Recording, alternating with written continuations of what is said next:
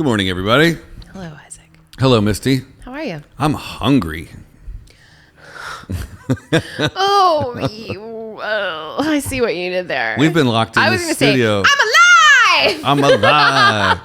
It's alive. Oh, you know what today is, right? Today is the day. Weird Wednesday. Oh, it's Weird Wednesday, and you know what that means. Sometimes it's spleen, and sometimes it's eyes. Oh, gross. We don't have a theme song for Weird Wednesday. I think we just needed an audio sting. Weird Wednesday. I think that's fun. Yeah, I like that. Okay. Today's about Alive, the story of the Uruguayan rugby team. The Miracle in the Andes is what it's called. The miracle of eating each other? The miracle in the Andes, the fact that some of them got rescued after almost 3 months or 2 months of being in the Andes Mountains. Yeah. There are people that live through this. Boy, oh boy. We're gonna interview them right after this. Are we ready to begin? Good morning! My name is Misty. Come on, Ike, it's time. We would be honored if you would join us. The greatest adventure of all time. We just become best friends. Yep. Come on, let's get in character. What are you waiting for, huh? Oh, come on! We're going to eat with them. I'm sorry. This story is a snack, folks. Oh man, it is something else. And we talked about this a little bit beforehand, and you've told me that you've never seen the movie. I have not. Which is a very, very intense movie. Wait a minute. They crashed on Friday the 13th. Is that why people don't like Friday the 13th? No. I mean, 13 has traditionally all throughout history been known as an unlucky number. But this is the day they got rescued? No, this is the day that the plane crashed. Just because it was a Friday that year doesn't mean that it was a Friday every year. Oh, bless your heart. So stupid. Bless your heart. I like that I can't math, but I can do complex math like that. Be like, this year... Of the 45 people on the flight, only 16 survived in sub-zero temperatures. After numerous days spent searching for survivors, the rescue team was forced to end the search. Consequently, the survivors had to sustain life with rations found in the wreckage after the plane had crashed. The rations did not last long, and in order to stay alive, it became necessary for the survivors to eat the bodies of the dead. Yeah. This was possible because the bodies had been preserved with the freezing temperatures and the snow. The book was published 2 years after the survivors of the crash were rescued. The author interviewed many of the survivors as well as the family members of the passengers before writing the book to obtain facts about the crash. He wanted to write the story as it had happened without embellishment or fictionalizing it.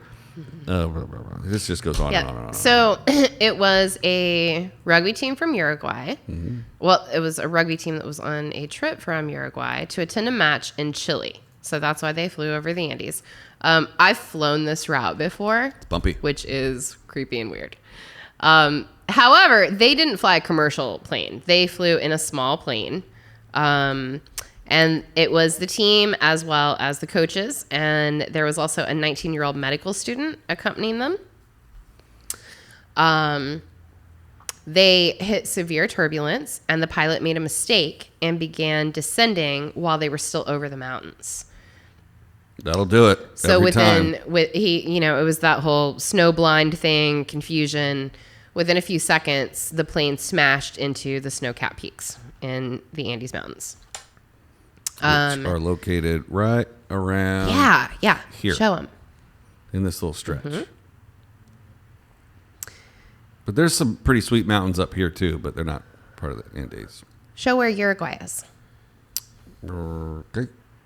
I don't know where that... Oh, Uruguay's way up here. No, it's not. Go back down. Uruguay is underneath Paraguay. There you go. Oh, so they were going this way. Yes. I was like... See the mountain range right on the edge of Chile? The darker green? Those are the Andes. I don't see it. Okay, just kidding, going the wrong way. Make it bigger. See, go down a little bit. See where the dark green is? Yeah, this part. Yeah, that's a mountain range. Yeah, 100%. Yeah. So you're going way up top, but they actually were down further, and it's the very end of the Andes that they crashed in. Near Catamarca? I think they weren't really near much of anything. They were out in the actual mountains. What year was this?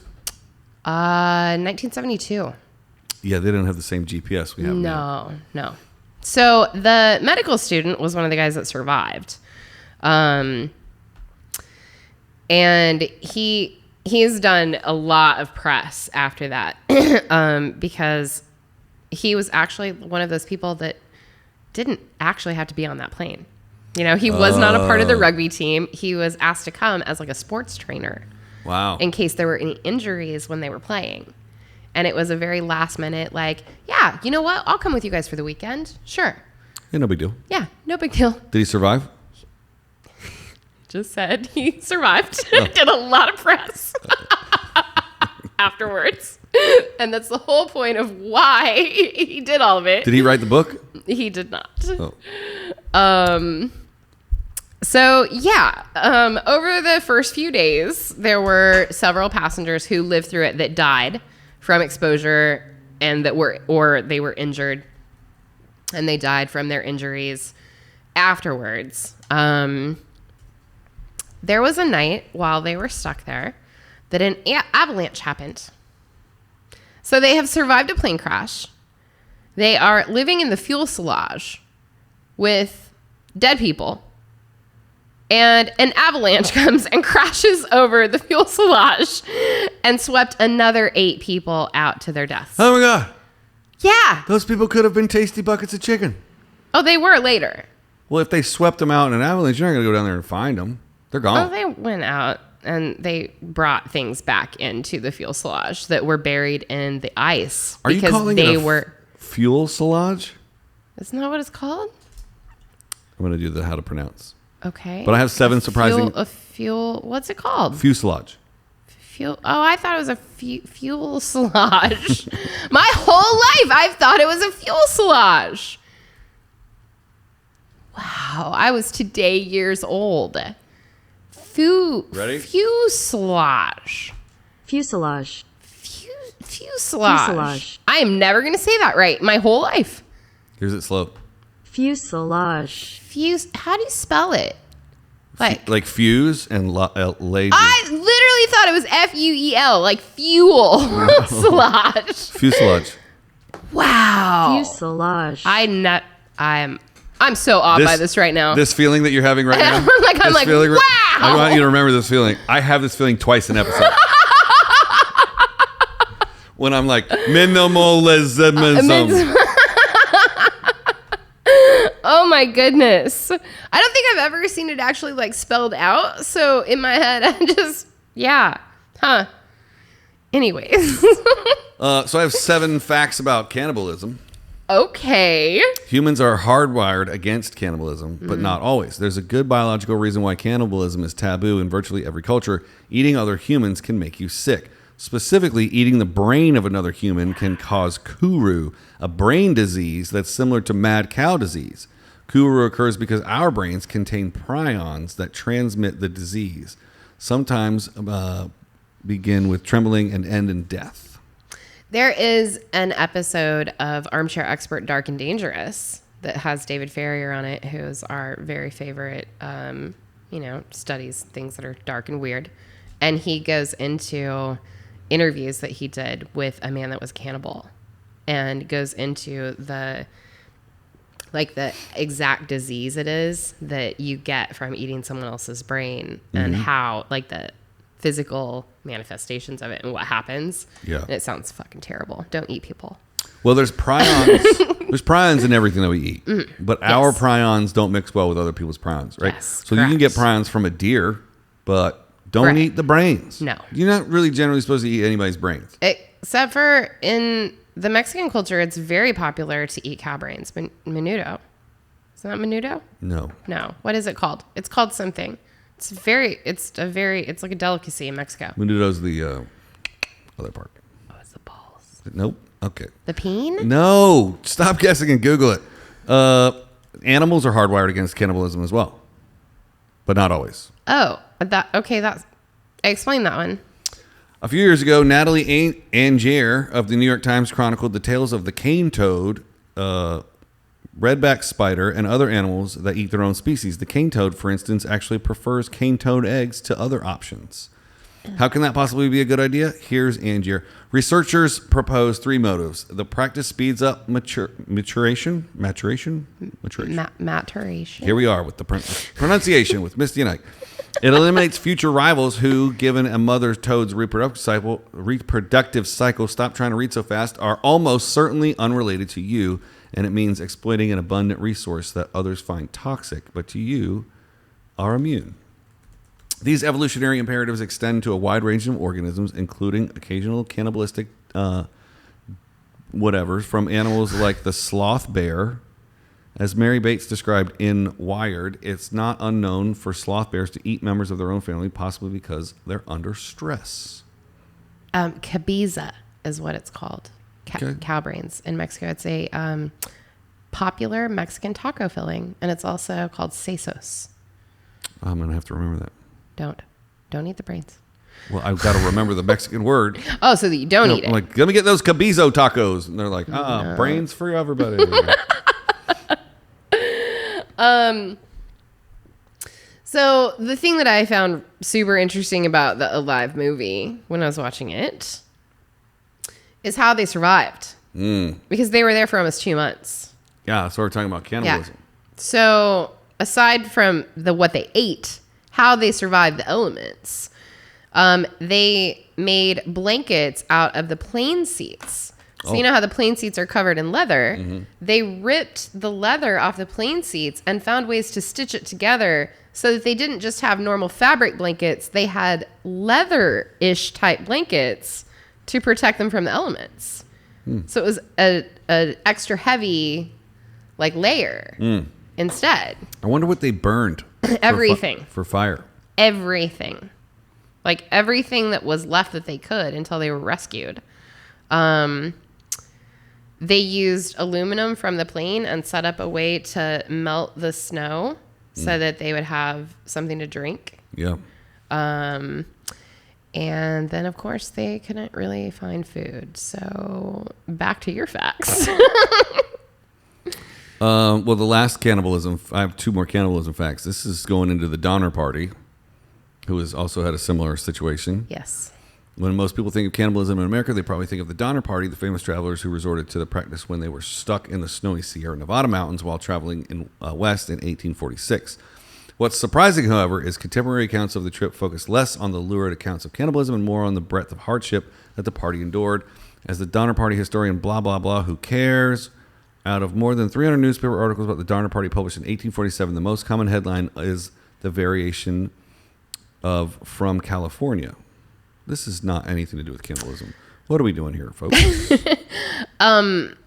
So the medical student that I was telling you about, he did end up writing a book later on, but he didn't write the book alive. He wrote a book called I Had to Survive.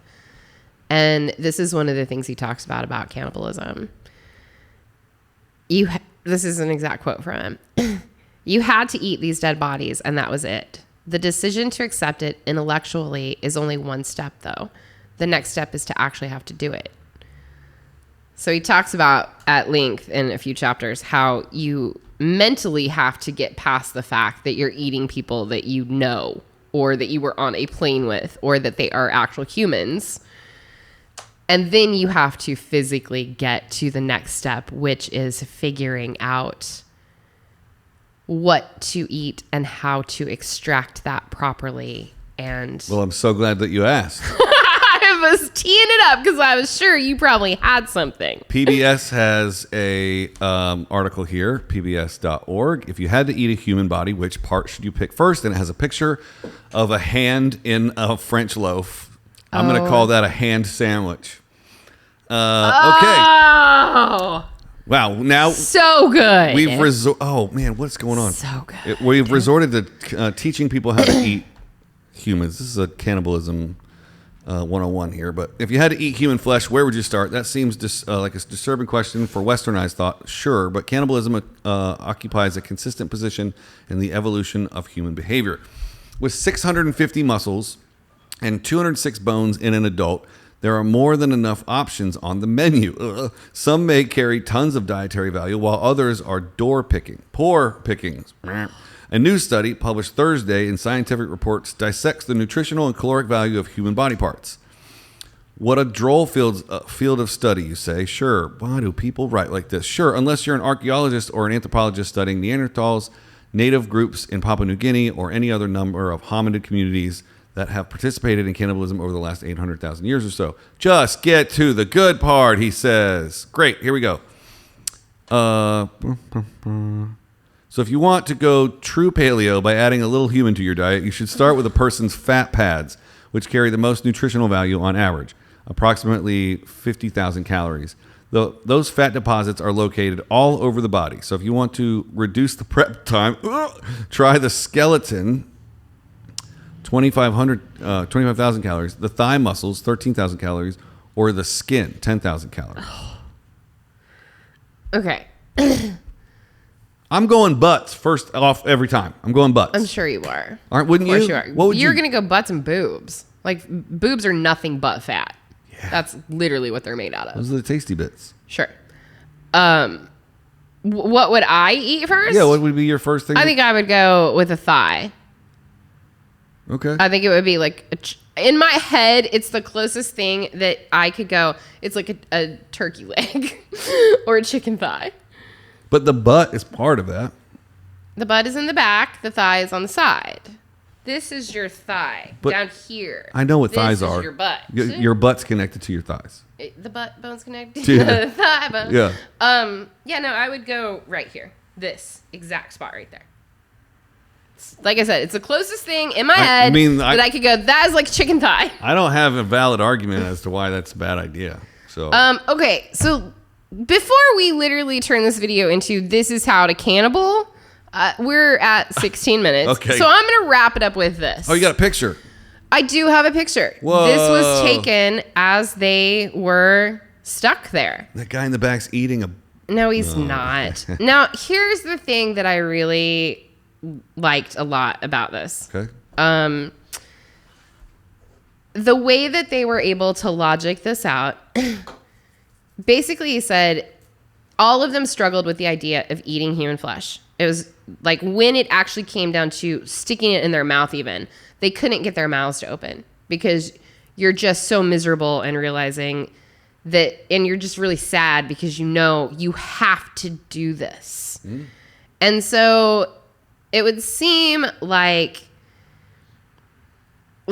as they sat down to talk about this, because they had to talk to each other about all of this, they took comfort in the idea that they also would be willing to sacrifice their bodies if needed.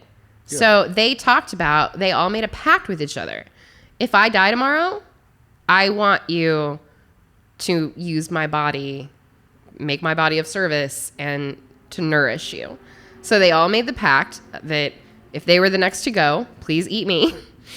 And the eating of the dead kind of they tried to look at it as like a spiritual bond that not only that they were able to take a piece, literally a piece of their friends that had died, and that their sacrifice would help sustain them to stay alive and get them through it.